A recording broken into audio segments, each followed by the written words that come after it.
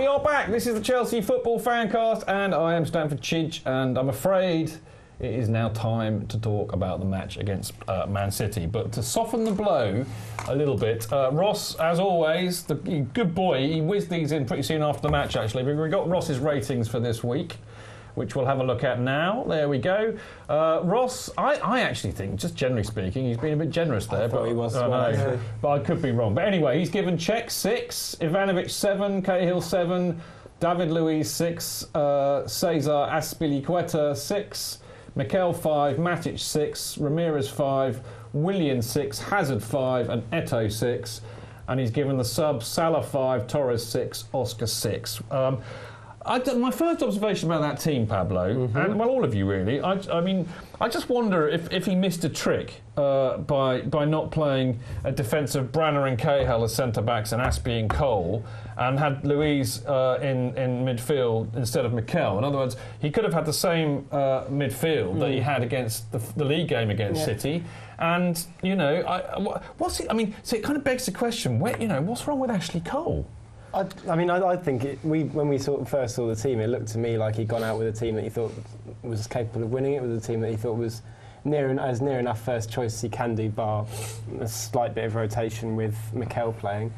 And really, Luiz wants to be staking a claim to be a first choice centre back, so I don't think you can really argue about him playing centre back, in theory at least. But were you boys surprised as well that he didn't do? I mean, there was a lot of talk on Twitter, before, during, and after as it happened about why he didn't pick that defence. I think he's a bit concerned about Ashley's pace or lack of it. I mean, we all love Ashley Cole, greatest left back in the world, as was, perhaps not quite so now, but he is starting to look a little bit like, dare I say, like Desiree did towards the end of his Chelsea tenure. Yeah, leggy. Yeah, a little bit, and against one of the fastest breaking teams in the league, you can't really have that. So it wasn't that much of a surprise. I think the big issue we lost obviously is John Terry. I mean, I know we weren't going to talk about this, but the problem is you take John Terry out the side, then you've got one man missing. Then you've got to take Luiz out of midfield and you put him into defence, and you've got two men missing. Yeah, then you've got to bring in Mikel. So it just hits the balance so badly. It was a bit of a problem. I mean, I like the fact that Jose lied all week saying that Cahill wasn't fit, and of course he turns up, which is classic Jose. I really feel for Ashley Cole, because my otherwise burgeoning football career was really brought short early by smoking too many cigarettes, really. That's why I had to give up. My time was only about 20 at the time, so I hadn't really had the chance of a career. But I feel for Ash, because like you said, he was brilliant, but it does look like he might really be on the way out, I think. Leg-wise, maybe we should sell him to Man United. they can replace Evra. That's exactly what they will do. With a like-for-like replacement. Well, surely we're going to sell him to anyone. We can sell him to Newcastle. They seem to love him up there, don't they? They sell Coles to Newcastle. Hey! That'd be pretty good. Whoa! Hey, thank you. Tush. Right. We kind of alluded to it a minute ago. We should really talk about the game in general, really. But I mean. I'm really depressed about this. I hate losing, period. But I particularly hate losing in the cup. But I think actually it should be stated for the record, something that seems to have gone under the wire, really, apart from with Jose, to be fair. But actually, City did play very well, and I thought, they clearly learned from us beating them the other week. And they basically pressed us for as much as they could. They kicked us, and they put 2 on Hazard. Milner came in, so they doubled up on Hazard, and they stopped us from playing. So all this stuff about, we didn't create any, we can't score. Well, actually, they stopped us from playing. I mean, do you think that needs to be taken account of? The key thing with that was that Yaya Toure clearly decided that Matic wasn't going to pull the same number on him again, really, because he was superb, really. And Mikel didn't help. I thought Mikel put in a performance that all of his detractors are waiting for, and that he almost showed all of the worst things, all the things he gets criticised for. He had what I would call a dozy Mikel game, and I think Ramirez had one of his, there are sometimes Ramirez can have a game where he looks like he's never seen a football in his life. Like the football is not his friend. My other half was saying on the way back from the stadium, actually, regarding Ramirez, she was saying, it's like he kind of looked around, like, what's the worst pass I could try and play here? And then he did it every time. I do love him, but sometimes that's why I call him Rubber Man. You just never know what you're going to get. I think that he does need a player next to him that's actually playing well, for him to actually have some confidence and know what he can do, because otherwise he just doesn't seem to be confident. Do you think it's a confidence issue with Ramirez? I think it depends who he's next to, because I don't think he necessarily, because sometimes he actually wants to run the ball, sometimes he wants to do things, and if he's got no one next to him where he feels comfortable with, I don't think he really knows what he wants to do with the ball, and he's got no one to help him. I mean, we did also, it has to be said, mate, we did actually look, lacking in energy. And actually, I mean, I don't know, see, this is the thing with Jose, we were talking about this before the break, but you never really know if he's saying it for effect or if it actually is the truth. But he was basically saying, well, we played a midweek and they didn't, and we looked like it. And we have a really poor record of games 3 days apart this season. I just think it's an issue, the fitness. I think that would have been true if say we'd played back-to-back games against City. Say we'd played City in midweek, where we worked incredibly hard, and they had every right to be completely, knackered after that one. But I'm not. The record speaks for it. They didn't run around against West Brom, did they? Basel results when they were Wednesdays. The West Ham is a Tuesday game. We haven't played well coming off the back of a shorter break. But then, on the other hand, Man City have got their eyes on their match in this midweek. And maybe they'll falter in that. Maybe Mourinho's sent Chelsea out as a strong enough team to make them work harder, and they'll get destroyed by Barcelona, which suits him as well. I think clearly City wanted to win this. They played like they wanted to win it, didn't they? And they put out a strongish team. Yeah, definitely. And I think, aside from anything, Pellegrini is under the same pressure that all top managers are to win trophies. Yeah. And he sees that as a winnable trophy. Yeah, I think he could well be right there. Now, another thing that was, Jose was obviously, I think, intimating that the reason we lost was that the stats speak for themselves, really, don't they? One shot off target, arguably two, but the stats I saw said one shot off target, none on target. In a sec, you can. Jose was blaming the situation on the lack of strikers because he was saying, I can't say what I really think again. But I mean, sorry, I think, as I said earlier on, I think our two creative sparks, which are really Willian and Hazard, were snuffed out. I mean, we didn't look like. To an extent. But the most bizarre part of the game I found was the half-time substitution of taking Eto'o off and bringing Salah, who I said last week he didn't look ready, and a few people got upset by that. I'm sorry, but there's no way I'm revising that based on what he's done. He wasn't ready to play 45 minutes against Man City, and it just seems strange with a team that's being pressed and not passing the ball out, not being able to pass the ball out, to take off someone who was holding the ball up relatively well in the first half for someone who doesn't have the strength to do that. It just seemed totally odd that we were punting the ball out and it's just coming straight back at us. What do you think that says about Torres?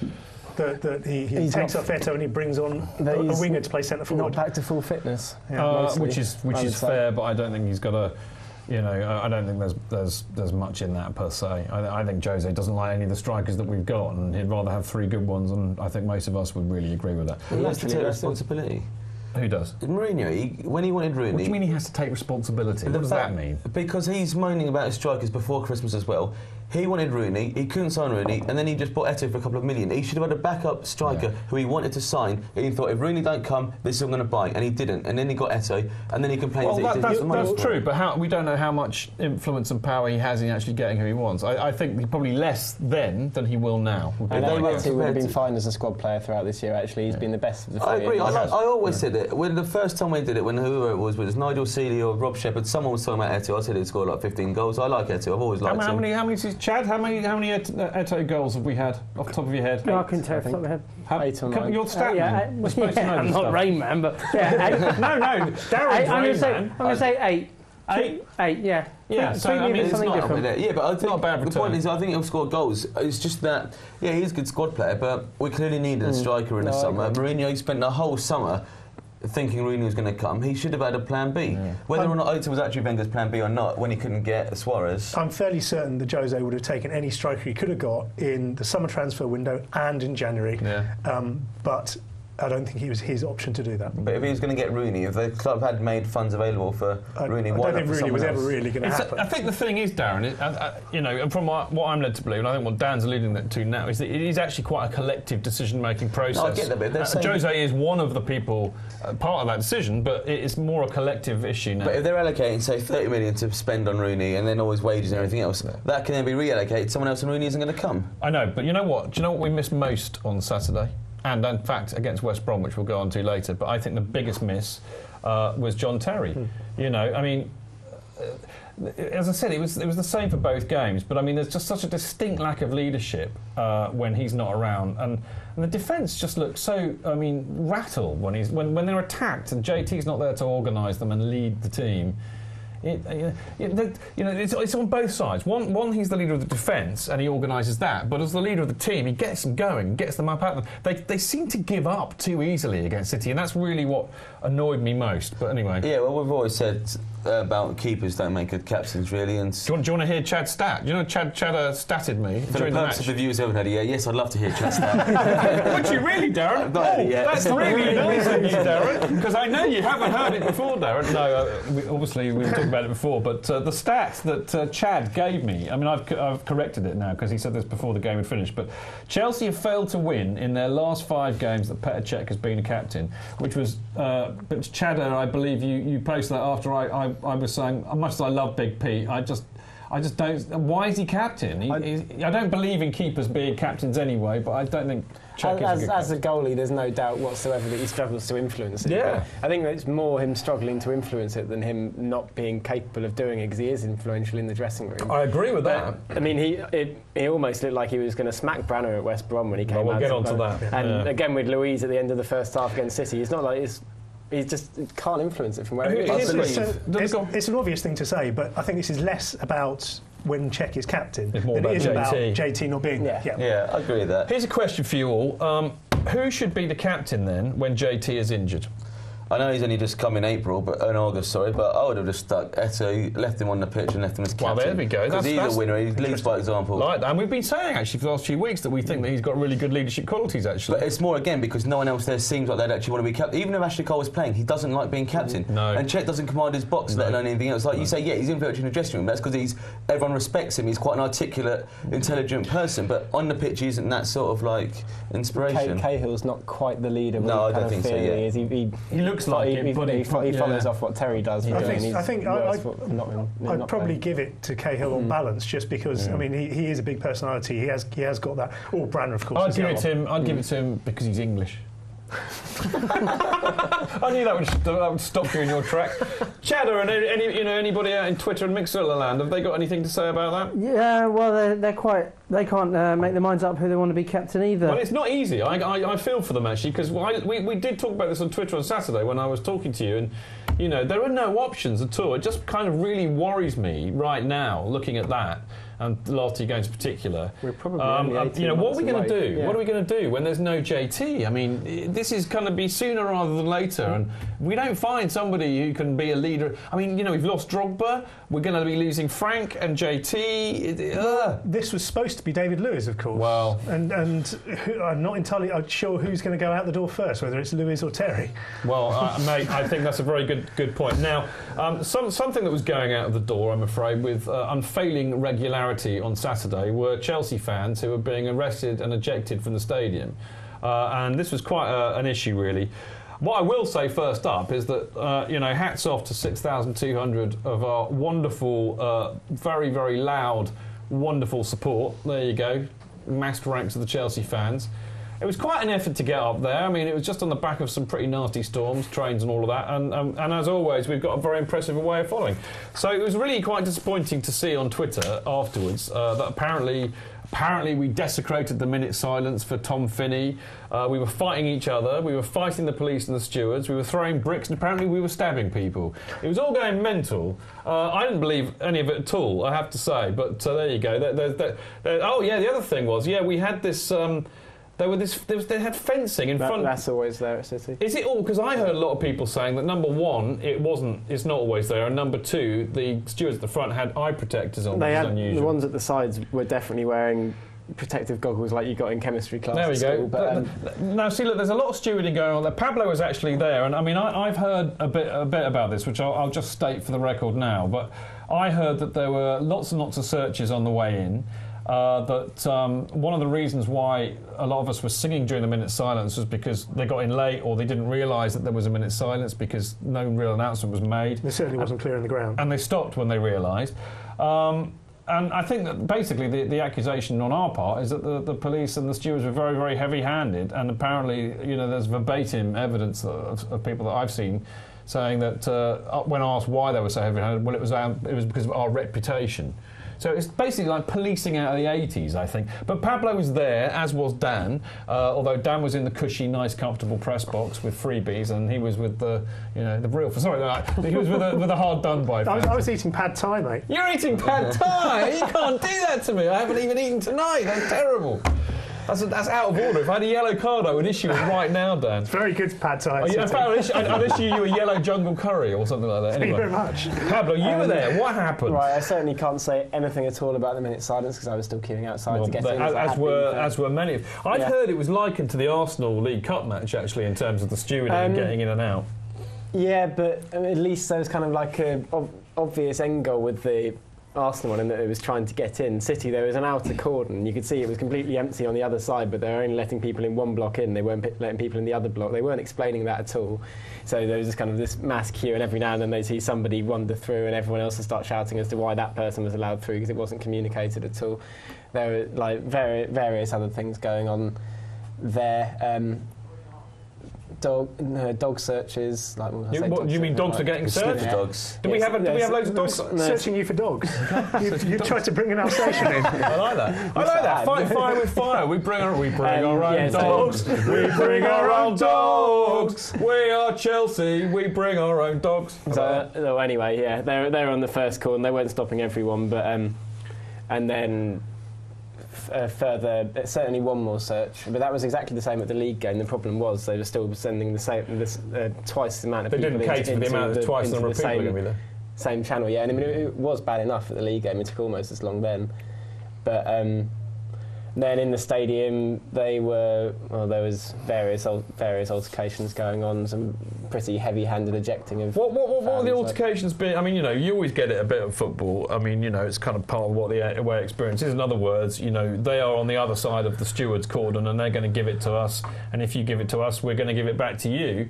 And usually that, providing you haven't said anything illegal, then it's allowed. So why were people getting ejected? And why was it only us? Why weren't City fans getting ejected? City fans have a habit of winding Chelsea fans up. I can say this from experience in the past. But there is, I don't think the stewards who were wearing the protective goggles on the divide at any point looked behind them. They were facing the Chelsea fans the entire game, totally oblivious of anything that was happening behind them, not interested in that.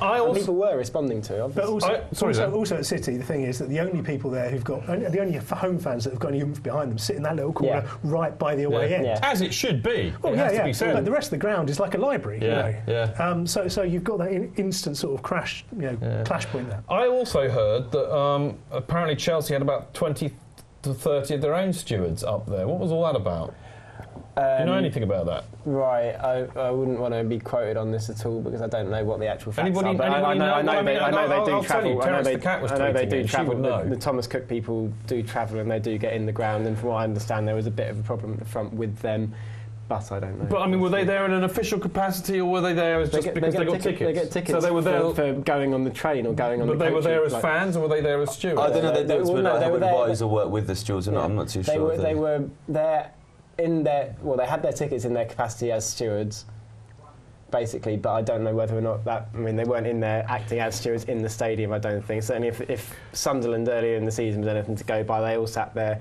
Just took in the game by themselves. They weren't stewarding within the stadium. They were just there. Oh yeah, I don't think they're stewarding. Yeah. I don't know if the stewards or the police actually ask them for advice on things. They know people because there's always a couple of Met policemen I think that do go there and help out. Well, but funnily enough, they were quite visible. The usual Met police faces, and they didn't seem to be involved in any of the. I can tell you now. I mean, I said so earlier in the show, but I mean, very luckily, we've got Amanda Jacks from. The Football Supporters Federation. Will get her on the phone and you're on CFFC so we can talk to her about this issue because it was a pretty bad experience for a lot of Chelsea fans and they don't need that. It was bad enough getting beaten without getting beaten literally. Anyway, we'll be back after the break for the Fannies.